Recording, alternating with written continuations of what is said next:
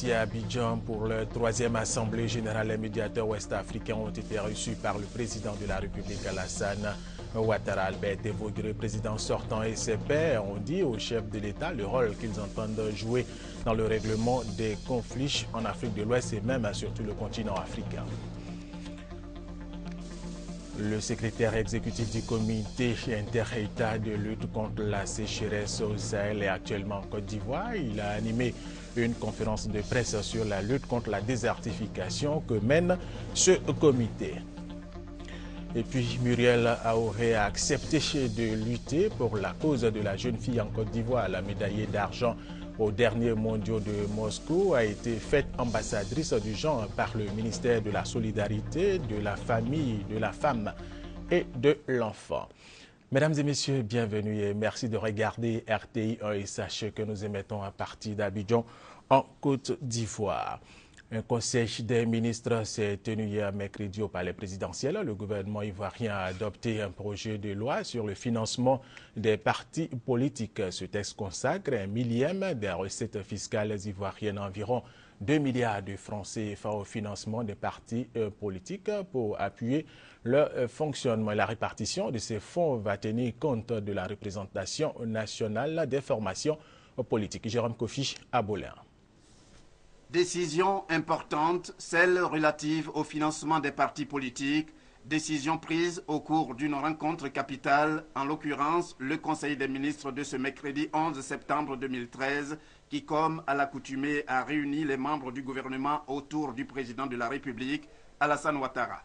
Pour le gouvernement, financer les partis politiques, c'est leur permettre de mieux s'organiser. Le projet de loi ainsi adopté détermine les modalités de financement des partis politiques en Côte d'Ivoire. Il s'agit donc d'octroyer aux partis politiques 1/1000 des recettes fiscales, qui est donc d'un montant d'environ 2 milliards. Évidemment, ce montant permettra effectivement aux partis politiques d'assurer effectivement la vie de leur parti.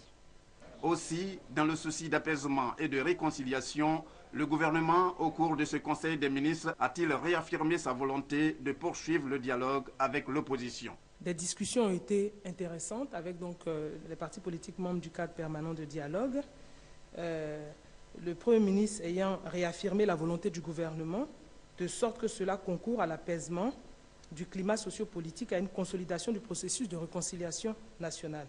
Donc le gouvernement demeure dans la dynamique de la main tendue et donc l'a fait savoir à l'opposition. Par ailleurs, le Conseil a évoqué la candidature de la Côte d'Ivoire à l'organisation de la Coupe d'Afrique des Nations en 2019 ou 2021, cela non sans parler de l'organisation des Jeux de la francophonie prévus en 2017 en terre ivoirienne après les compétitions de 2013, en ce moment en cours à Nice, en France. Et rappelons que le financement des partis politiques fait partie des principaux points de discussion entre le pouvoir et plusieurs partis de l'opposition au sein du cadre permanent de dialogue. Autre information en marge de la 3e Assemblée générale qui se tient ici à Abidjan, les médiateurs ouest-africains ont été reçus par le président de la République Alassane Ouattara. Albert Tévoguéré, président sortant, et ses pairs ont dit au président le rôle qu'ils entendent jouer dans le règlement des conflits en Afrique de l'Ouest et même surtout le continent africain. Ils ont par ailleurs dit au chef de l'État qu'ils ont décidé de confier la gestion de leur association au médiateur ivoirien Ngolo Fatogoma Koulibaly pour les 3 prochaines années. Viviane Aïmer. Créée il y a 3 ans à l'initiative du professeur Albert Tévoguéré, grand médiateur de la République du Bénin, l'association des médiateurs des pays de l'UEMOA vient d'être reçue pour la 3e fois par le président de la République Alassane Ouattara. C'est dire l'importance que le chef de l'État ivoirien accorde à cette association et particulièrement à la médiation africaine et aux acteurs de cette médiation africaine. Reçu ce mercredi après-midi, au moment même où l'association tient ici à Abidjan sa 3e Assemblée générale ordinaire, cette audience a été l'occasion pour le président de cette association, le professeur Albert Tévoguéré, de dire merci au président de la République Alassane Ouattara pour sa disponibilité et pour l'intérêt manifesté. En fin de mandat à la tête de l'association des médiateurs des pays de l'UEMOA, le professeur Albert Tevo-Djéré a annoncé qu'il entend prendre sa retraite de toute activité publique et internationale dès la fin de ce mois de septembre. Le président sortant a aussi informé le président de la République du choix porté par tous les membres de l'association sur la personne du grand médiateur de la Côte d'Ivoire, le président Ngolo Coulibaly, pour assurer sa succession. C'est donc M.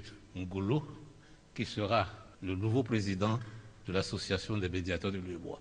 Nous le faisons parce que nous sommes convaincus que la Côte d'Ivoire est un carrefour de médiation qui aujourd'hui porte des fruits. La Côte d'Ivoire a souffert, la Côte d'Ivoire sait ce que c'est que l'intégration régionale, c'est ce que c'est que les difficultés de vivre ensemble. C'est après une guerre et une consultation électorale qui a permis de constater que nous ne sommes pas tous des saints et qu'il faut que nous soyons toujours vigilants. La Côte d'Ivoire est donc bien placée pour aider les autres pays à comprendre que les malentendus ne doivent jamais se traduire en méchanceté gratuite. La nouvelle du choix porté sur le grand médiateur de Côte d'Ivoire, le président Ngolo Coulibaly, a réjoui le président de la République, Alassane Ouattara. C'est un grand honneur et une marque de confiance aussi. Je voudrais vous en remercier. Je suis très sensible à cette décision. Et bon, c'est une charge pour le président Ngolo Coulibaly. Et vous savez, Ngolo est un compagnon, moi je ne dirais pas un vieux compagnon, mais un compagnon de longue date, à moi-même et à Madame la grande chancelière. Et depuis qu'il était au Trésor, à la Caisse autonome, ministre, patron d'Air Ivoire, ainsi de suite, président de région, aussi quelqu'un qui a occupé de nombreuses et autres responsabilités. Et donc, nous sommes confiants qu'avec son expérience, en Côte d'Ivoire, la médiation également est en de bonnes mains. Le président de la République a rendu hommage au professeur Albert Tevo-Djéré. En Côte d'Ivoire, vous avez été le premier représentant spécial du secrétaire général des Nations Unies, au moment où la Côte d'Ivoire était quasiment en flammes, je dirais, un pays séparé. Et vous avez été très près de nous tous. Vous avez essayé de nous rapprocher. Et malheureusement, vous n'êtes pas resté suffisamment longtemps pour nous, mais ce sont les règles des Nations Unies. Je voudrais donc, au nom de la grande chancelière et de tous mes collaborateurs, vous remercier et vous rendre hommage pour ce travail important que vous avez fait pour notre pays. Le grand médiateur de Côte d'Ivoire, le président Ngolo Coulibaly, sera investi à la tête de l'association des médiateurs de l'UEMOA ce jeudi 12 septembre. Et justement, cette Assemblée générale des médiateurs ouest-africains prend fin ce jeudi ici à Abidjan. Et puis cette information, les ministres de la Justice des États membres de la CEDEAO sont en réunion actuellement ici à Abidjan à l'ordre du jour, la question des droits de l'homme en Afrique de l'Ouest. Dans l'actualité ivoirienne, le président de la commission électorale indépendante Youssouf Bakayoko a eu une rencontre d'échange avec le directeur général des élections du Québec, Jacques Drouin. Ils ont partagé leurs expériences en matière d'organisation des élections en Côte d'Ivoire et au Canada. Justine Sey-Djike. Durant 1h30, le président de la commission électorale indépendante Youssouf Bakayoko et le directeur général des élections du Québec, Jacques Drouin, se sont entretenus sur leurs expériences respectives en matière d'organisation des élections. Jacques Drouin exhorte la commission électorale indépendante à s'inspirer des acquis du Canada. Mais on a convenu quand même que les membres de la commission, le président probablement, allait venir faire une mission au Canada, au Québec, pour venir voir comment c'est organisé, comment on fonctionne, comment on traite l'indépendance de la commission. C'est pas une commission chez nous, c'est un directeur général d'élection. Youssouf Bakayoko, quant à lui, salue le partenariat de coopération technique pour l'organisation des élections en Côte d'Ivoire établi entre la Côte d'Ivoire et le Canada. Nous avons passé en revue tout ce qui peut constituer la base d'un rapport direct et important pour la commission électorale en Côte d'Ivoire. Il est bon que nous maintenions ce type de rencontres qui nous permettent de faire évoluer les choses et de renforcer la relation qui existe déjà entre les différentes commissions. Plusieurs opérateurs économiques québécois, environ une centaine, sont en ce moment en Côte d'Ivoire pour se faire une idée des opportunités d'affaires qu'offre le pays. Ils ont été conviés à un forum économique organisé par le ministère de l'Industrie et de la Promotion du secteur privé. Ils ont ensuite eu une séance de travail avec le bureau de l'Assemblée nationale. Victorine Yaoyobwe. 3 secteurs d'activité intéressent les investisseurs québécois en Côte d'Ivoire. Les mines, la formation, les infrastructures et TIC. Secteurs dans lesquels le Québec a fait ses preuves, selon le ministre québécois du Commerce extérieur. Nous faisons une importante assistance pour la professionnalisation des cadres ou les logiciels utilisés dans les gouvernements pour mieux organiser les recettes fiscales, l'administration publique. Donc, il y a une très grande diversité d'expertises qui répondent bien aux besoins qui ont été identifiés par le gouvernement ivoirien. De 7% en 2012, l'investissement de la Côte d'Ivoire devrait passer à 11% en 2014. Concrétiser donc cette opportunité d'investissement québécois permettra au gouvernement ivoirien de réaliser son objectif. En Côte d'Ivoire, vous savez que nous avons une capacité installée en matière énergétique de près de 1500 MW et nous envisageons d'accroître cette capacité pour justement servir notre demande nationale qui est en forte croissance, mais également aussi apporter un appui à nos pays, à nos frères des pays voisins. Donc le Québec peut nous apporter beaucoup dans ce domaine. Les 2 parties ont présenté l'expertise du Québec en matière de formation comme une réelle alternative aux bourses d'études.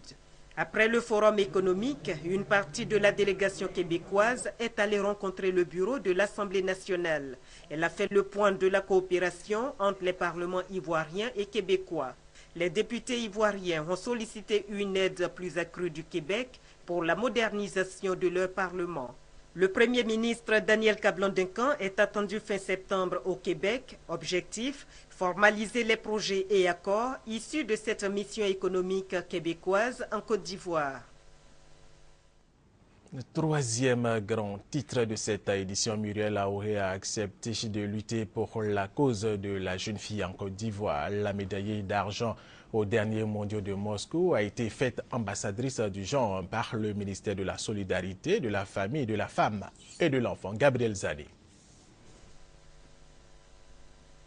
Muriel Aouré s'engage physiquement et avec énergie dans la lutte contre les grossesses précoces en milieu scolaire. C'est ce qui ressort de sa rencontre avec Anne-Désirée Ouloto. 2500 élèves ont été victimes de grossesses précoces durant l'année scolaire écoulée. Ce mercredi, au cabinet du ministère de la Solidarité, la vice-championne du monde du sprint féminin a été élevée au rang d'ambassadrice de la promotion du genre. Chaque élève, chaque étudiante qui se retrouve à Muriel, fasse comme elle. Sacrifice, effort, abnégation, travail, discipline. Et je suis convaincue que nous aurons demain de grandes dames à la tête de la Côte d'Ivoire. Muriel Aouré porte en elle les germes du succès de la jeune fille. Elle sait ce qu'elle veut pour ses études et pour sa passion, l'athlétisme. Tout premièrement, j'ai fait mes études aux États-Unis. J'ai commencé par l'école, l'éducation. J'ai pas fait l'athlétisme comme ça. L'athlétisme, c'était la deuxième, c'était comme un sport de passion. Donc, je me suis mise au travail. Rien de grand et de bon dans la vie vient facilement. J'ai vraiment souffert et travaillé très très dur pour arriver où j'y suis en ce moment. Le ministre de la Solidarité compte créer une plateforme pour favoriser les échanges entre le ministère et les jeunes filles. Mais force est de reconnaître que le travail dans le milieu des élèves est vaste. Pour Anne-Désirée Ouloto et Muriel Aouré, les projets ne manquent pas. Bientôt, des spots publicitaires avec Muriel Aouré invitant les filles au travail seront réalisés et diffusés. Le secrétaire exécutif du comité inter-État de lutte contre la sécheresse au Sahel est actuellement à Abidjan. Il a animé une conférence de presse sur la lutte contre la désertification que mène ce comité. Serge Gongomé, Chantal Léoumont à Kandan. Ce sont au total 72 100 000 hectares de forêts et de terres boisées en Afrique de l'Ouest qui sont menacés par la désertification. Déjà, une perte de 19% de cette surface, soit 870 000 hectares enregistrés en 2000 et 2010. De quoi retrousser les manches pour freiner cette avancée galopante du désert. Et c'est l'institution dénommée CILSS, Comité inter-État de lutte contre la sécheresse au Sahel, qui est chargé de réfléchir pour proposer des solutions. Face à la presse, le docteur Djiné Adoun soutient que la sécurité alimentaire se trouve également menacée par l'avancée du désert et qu'il faut une action commune, forte des pays membres pour freiner le fléau. Selon lui, les populations peuvent faire confiance au CILSS qui pose des actions salutaires contre la désertification et l'insécurité alimentaire. Le comité inter de lutte contre la sécheresse au Sahel compte 17 pays du Sahel et d'Afrique de l'Ouest. La Côte d'Ivoire est membre de cette institution depuis le 5 juillet 2012. Le Fonds interprofessionnel de recherche et le Conseil agricole veut une meilleure communication autour du secteur agricole pour qu'elle continue de contribuer au développement de la Côte d'Ivoire. Il a réuni à Grand Bassam des hommes de médias pour leur donner les rudiments pour une bonne communication autour de l'agriculture. Landry Kwaku pour nous. Repositionner l'agriculture comme opportunité de réussite économique et d'épanouissement social par le truchement de la communication. Un défi que se donne le programme de productivité agricole en Afrique de l'Ouest, en abrégé WAP. Le FIRCA, Fonds interprofessionnel pour la recherche et le conseil agricole, qui assure la coordination de ce programme en Côte d'Ivoire, a réuni une trentaine de journalistes, de médias ivoiriens et de représentants d'institutions agricoles à cet effet. Objectif spécifique, faire renaître l'agriculture par les médias. À travers ce séminaire, nous avons voulu que les hommes de médias aient un regard différent sur notre agriculture et comprennent les enjeux, comprennent la nécessité pour eux de pouvoir traiter la question agricole parce que l'agriculture est aujourd'hui le socle de notre économie. Après 4 jours d'échange, les séminaristes disent comprendre les enjeux et s'engagent donc pour tenir le pari de faire en sorte que l'agriculture participe à l'émergence de la Côte d'Ivoire. Désormais, on va travailler en synergie avec la mise en place du réseau au niveau de la presse écrite, la presse audiovisuelle. Désormais, donc, activer, sinon porter encore plus haut le message agricole. Dans la dynamique d'approfondir les connaissances des participants, le projet prévoit des visites de terrain à partir du 17 septembre 2013. L'opération des Nations Unies en Côte d'Ivoire appuie le gouvernement dans le processus de rétablissement de la cohésion sociale et de la réconciliation nationale. Elle a initié depuis plusieurs jours des rencontres de proximité pour sensibiliser les populations sur les valeurs de cohésion sociale. Hier, c'était le tour des populations de la sous-préfecture de Brofo-Doumé dans le district d'Abidjan d'accueillir cette activité. Chantal Ouma Kandan a suivi cette étape pour RTI 1. Brofo-Doumé, à 12 km d'Abidjan. 10 000 âmes vivent là dans la paix. C'est d'ailleurs pour cette raison que l'ONUCI, l'opération des Nations Unies en Côte d'Ivoire, a décidé de prendre cette sous-préfecture comme un exemple de réussite, de cohésion sociale et de réconciliation nationale, d'où la tenue de cette cérémonie. Objectif, inviter les populations ivoiriennes à suivre l'exemple de Brofo-Doumé en prenant le vivre ensemble. Nous souhaiterions, à travers cette rencontre conviviale, que les populations s'approprient la nouvelle résolution 2112 du Conseil de sécurité des Nations Unies, qui définit en fait le nouveau mandat de l'opération des Nations Unies en Côte d'Ivoire. L'objectif visé, c'est d'informer et de créer surtout un cadre d'échange avec toutes les couches sociales. Les populations de cette localité cosmopolite saluent l'initiative de l'ONUCI. Aujourd'hui, ici, c'est un village où, en tout cas, la population, en tout cas, on s'attend, les autochtones, les allogènes, nous sommes dans de bons thèmes ici. Donc vraiment, ça m'a plu, cette sensibilisation. Ça nous a donné encore la force d'être toujours ensemble. Le thème qui m'a plus intéressé, c'est celui de la cohésion sociale. Dans une société, tant qu'il n'y a pas de cohésion sociale, il n'y a pas de développement. Quand il n'y a pas d'entente, il n'y a rien de bon. On ne peut rien développer dans la guerre. Donc, Dieu merci, nous vivons là en parfaite harmonie. Message des populations, soutenu par les autorités administratives et coutumières, cérémonie d'information à la paix, suivie d'une journée médicale, consultation gratuite et don de médicaments aux populations par le bataillon béninois et togolais de l'ONUCI. Les militants du Rassemblement des Républicains RDR auront désormais une nouvelle carte de militants. Elle a été présentée au siège du parti. Objectif, la modernisation de ce parti politique. Plus de précision avec Patricia Oumou-Etia. Carte moderne et infalsifiable.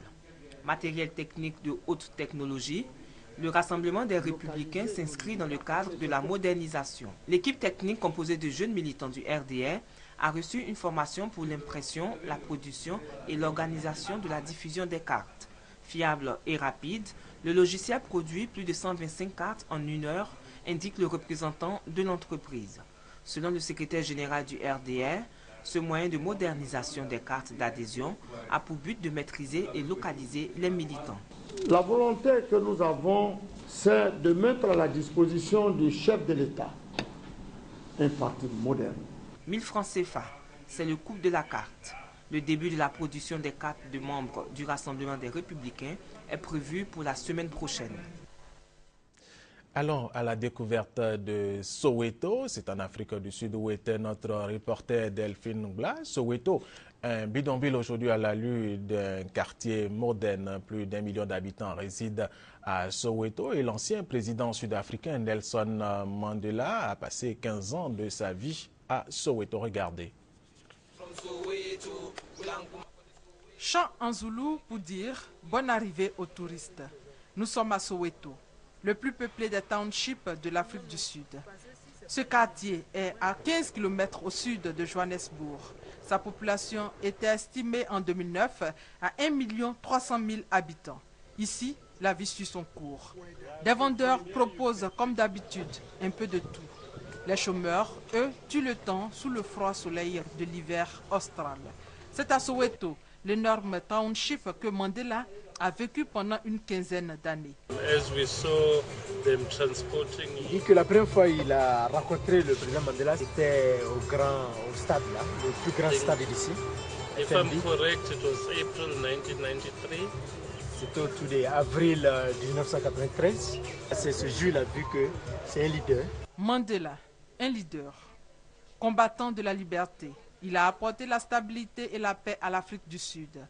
Madiba, il faut le rappeler, a fêté ses 98 ans le 18 juillet dernier. Une journée désormais reconnue par l'ONU. Pendant le Mandela Day, les citoyens du monde entier sont appelés à faire de bonnes actions en son honneur. Parlant toujours de l'Afrique du Sud, sachez que l'état de santé de Nelson Mandela demeure critique. Il est désormais chez lui où il reçoit des soins intensifs après 3 mois d'hospitalisation il y a 2 semaines. La Somalie, après la crise que le pays a connue, se reconstruit progressivement. Les affaires ont démarré. Les Somaliens retrouvent le plaisir de vivre après le départ des Chebab. Toutefois, plus d'1 million de Somaliens sont toujours déplacés. C'était en 2011. Poussés par la guerre civile et une sécheresse historique, des hordes de Somaliens se réfugient à Mogadiscio. Le seul endroit où ils peuvent espérer un semblant d'aide, malgré les combats qui déchirent alors la ville. 2 ans plus tard, la capitale se reconstruit timidement. Les islamistes Chebab sont partis depuis longtemps, mais les déplacés, eux, sont toujours là, sous leurs tentes faites de briques et de brocs. Je suis arrivée avec mes parents. On n'a pas de quoi manger ou boire tous les jours. Je ne sais pas pourquoi on reste là. On n'a rien. On a reçu de l'aide la première année, mais après plus rien. On n'a vu aucun progrès. C'est même pire aujourd'hui. Mais on espère recevoir l'aide des organisations internationales pour pouvoir rentrer chez nous. La Somalie compte 1 million de déplacés, c'est 10% de sa population totale. Et à elle seule, la capitale accueille 55 camps officiels et 1300 campements officieux. Ces gens très vulnérables font face à de nombreux défis. Ils n'ont rien à manger, rien à boire et ils n'ont accès à aucun service. La plupart des filles ne vont pas à l'école. L'autre problème, c'est la sécurité. Ce n'est pas sûr ici. Une insécurité nourrie par 20 ans de guerre civile et qui rend plus aléatoire encore l'aide à ces milliers de déplacés. Le président américain Barack Obama veut donner une chance à la diplomatie dans la résolution de la crise syrienne. Barack Obama pense que la proposition russe de placer les armes chimiques syriennes sous contrôle international est un signe encourageant. Toutefois, Washington et Paris maintiennent la pression sur Damas. Fort de l'engagement de principe russe et syrien à neutraliser l'armement chimique de Bachar el-Assad, le président américain s'est adressé mardi soir depuis la Maison-Blanche à ses compatriotes. Donnant une nouvelle chance à la diplomatie, il a confirmé avoir demandé au Congrès de ne pas voter tout de suite sur une éventuelle frappe contre Damas, tout en maintenant fortement la menace. Laissez-moi clarifier quelque chose. Les militaires américains ne font pas des piqûres d'épingle. Même une frappe limitée enverra à Assad un message qu'aucune autre nation ne peut délivrer. En attendant, j'ai ordonné à nos soldats de maintenir le dispositif actuel pour garder la pression sur Assad et être en position de répondre si la diplomatie échouait. Convié par Vladimir Poutine à prendre une décision responsable, le régime syrien, par la voix du chef de sa diplomatie, toujours à Moscou, a confirmé le renoncement à l'arsenal interdit, allant même plus loin. Nous avons l'intention d'adhérer à la Convention sur l'interdiction des armes chimiques. D'accord avec son homologue américain pour maintenir la pression, le président français a réuni ce mercredi un conseil restreint de défense à l'Élysée. Une réunion qui intervient après un premier blocage diplomatique à l'ONU. Moscou a en effet rejeté un projet français de résolution prévoyant un recours à la force contre le régime syrien s'il ne respectait pas ses engagements. Soumise à la double pression américaine et française, la Russie a réagi en élargissant le champ de sa contre-attaque. Selon le responsable de la commission des affaires étrangères à la Douma, Moscou pourrait en cas de frappe livrer de nouveaux missiles perfectionnés S-300 à Téhéran. Elle envisage même de construire un deuxième réacteur nucléaire pour la centrale de Boucher. Par rapport à la résolution de la crise syrienne, plusieurs rencontres sont prévues entre les responsables des affaires étrangères américains et russes, John Kerry et Sergei Lavrov. Et le Conseil de sécurité de l'ONU continue de plancher sur la question de la résolution de la crise syrienne. Tout à fait autre chose, ils sont nombreux les fidèles catholiques à se rendre chaque année à Lourdes en France pour le pèlerinage annuel. Au cours de ce pèlerinage, plusieurs étapes sont prévues. Découvrons-les avec Thérèse Tapé-Yoboué qui était à Lourdes pour RTI. La procession est la première étape que les délégations observent après leur arrivée à Lourdes. Elle débute de l'hôtel où chaque délégation a été accueillie jusqu'à la grotte de Massabielle, où la Vierge est apparue 18 fois à la petite Bernadette Soubirou. Pendant cette procession, une grande bougie aux couleurs du pays est portée par des hommes. Cette bougie représente la douleur, le fardeau, des difficultés d'un peuple qu'on dépose dans les saintes mains de la Vierge Marie. Une manière pour lui dire qu'on vient pour solliciter son secours. Il s'agit aussi de se rapprocher de son Fils Jésus qui invite à une conversion profonde dans le renoncement de soi-même, dans la pénitence, dans l'écoute et la pratique de sa parole qui éclaire la vie de chaque chrétien. Une autre étape consiste au toucher de la grotte de Massabielle où l'on fait monter prière et intention. Ensuite, c'est le bain. L'esprit des maladies, de n'importe quoi, tout est resté dans le aujourd'hui. Donc j'ai rends grâce à Marie. Ça fait des années que je ne me suis pas lavée à l'eau froide. Et j'avais tellement peur. Bizarrement, je me sens bien. Voilà, je suis fortifiée, je suis guérie. Également, le chemin de croix. Chemin parcouru par Jésus de sa condamnation jusqu'à sa mort. Un chemin qui invite le chrétien à prier pour tous ceux qui sont écrasés par l'intolérance, la méchanceté, le poids des blessures de la vie. Un chemin qui appelle le chrétien à se relever comme Jésus sur le chemin de sa passion et à rencontrer le regard de tendresse de Marie, la bienheureuse. Et c'est la fin de cette édition. Merci de l'avoir suivi. Restez avec nous sur RTI 1.